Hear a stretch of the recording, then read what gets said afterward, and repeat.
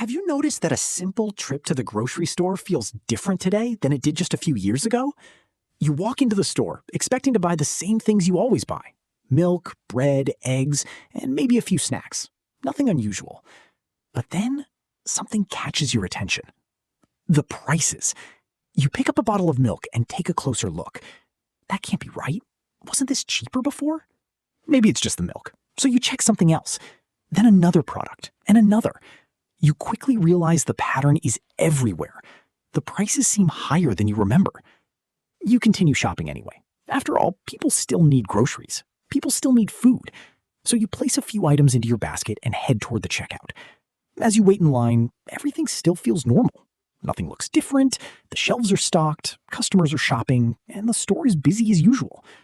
But then, the cashier scans your items. One by one, the total keeps climbing.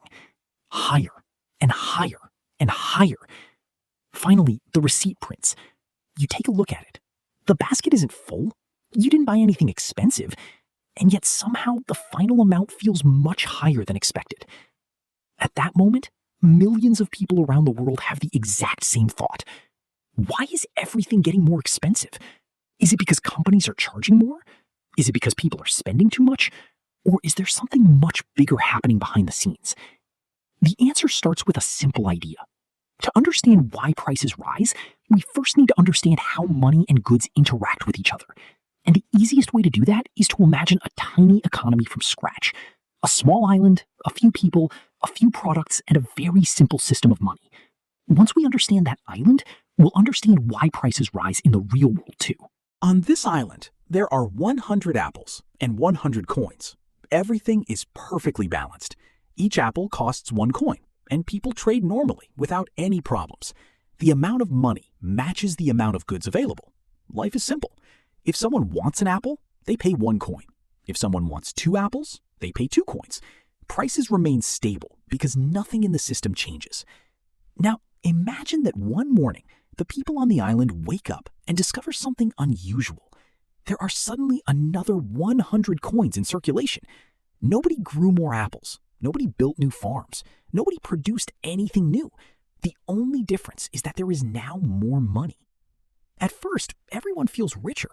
After all, having more money sounds like a good thing. People become more confident. They start spending more. They buy more apples.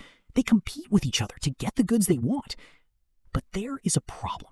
There are still only 100 apples. The supply hasn't changed. Only the amount of money has increased. As more people try to buy the same apples, sellers notice something. Customers are willing to pay more, so prices begin to rise. An apple that used to cost 1 coin may now cost 2. Not because the apple became bigger, not because the apple became better, not because it became more expensive to produce. The price rises simply because more money is chasing the same amount of goods. This is one of the most important ideas in economics. In the real world, money doesn't simply appear out of thin air. Most of the time, new money enters the economy through banks and loans. Imagine you want to buy a car, start a business, or purchase a home. Chances are you won't pay for it entirely with cash. Instead, you'll borrow money. When banks issue loans, that money enters the economy and begins moving from person to person. People spend it, businesses receive it, employees earn it, and the cycle continues. This process isn't necessarily bad. In fact, it's one of the reasons modern economies are able to grow. Businesses can expand. Families can buy homes. Entrepreneurs can build new companies. New stores open. New jobs are created. More products become available. Economic activity increases. But there is a limit. If the amount of money grows faster than the amount of goods and services being produced, prices can begin rising once again. And that's where the second major piece of the puzzle appears: supply. Imagine a factory producing thousands of products every single day. The factory runs smoothly. Workers do their jobs. Trucks deliver materials. Stores receive products on time. Everything works exactly as expected. Then something changes. Maybe raw materials become more expensive. Maybe transportation costs increase. Maybe there aren't enough workers. Maybe a supply chain breaks down. Suddenly, the factory produces fewer products than before. The machines are still running, The workers are still working, but output begins to fall. At first, customers don't notice anything unusual. They continue shopping. They continue buying. Demand remains strong. But stores start receiving fewer products. Shelves begin to empty faster. One of the clearest examples of this process can be seen in the housing market. People need food, but they also need a place to live. Every year, millions of people look for apartments, houses, and places to rent. Now, imagine a city where the population continues to grow. More families arrive, more young people move out on their own, more buyers enter the market. But the number of available homes doesn't grow fast enough. New buildings take years to plan and construct. Land is limited, construction is expensive, and supply struggles to keep up with demand. Suddenly, more people are competing for the same homes. A house that attracts one buyer is easy to sell.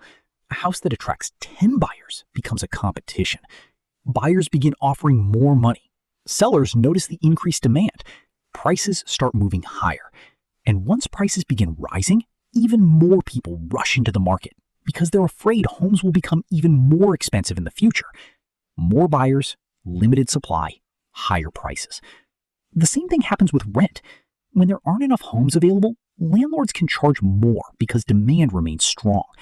As a result, housing costs rise across the entire market. This is one reason why housing has become one of the biggest expenses for millions of people around the world. And when housing becomes more expensive, people feel it immediately. Not once a year, not once a month. Every single month when